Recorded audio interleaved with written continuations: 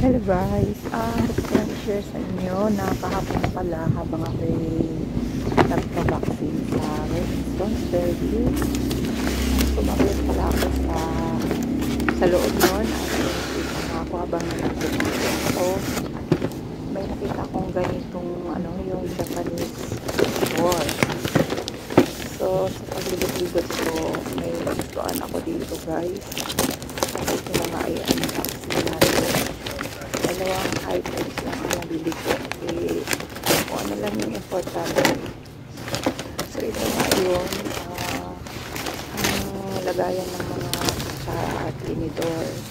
Kasi guys, wala kasi kaming ganito na yung may takip para safe siya na hindi siya kapangan ng mga ipis or anumang insekto. So, ayan guys, nagustuhan ko siya. Mura lang siya, 138. So, ayan.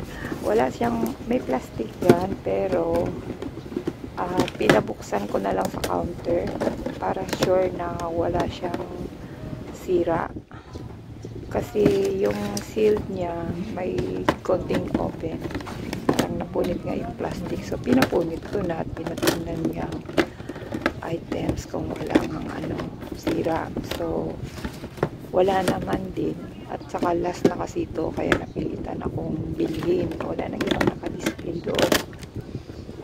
So yan, okay naman siya kaya pinili ko siya para safe talaga yung mga kutsara namin at tinidor, mga bread knife or butter knife.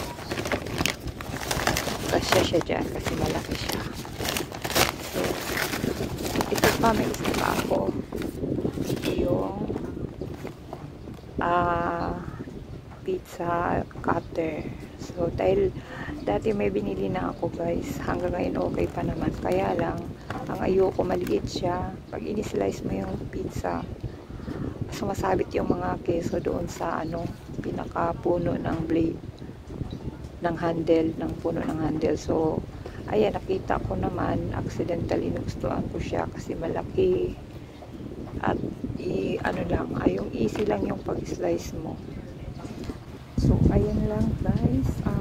Thank you again sa inyong panonood. Thank you so much for watching. Hanggang sa muli na video. Thank you.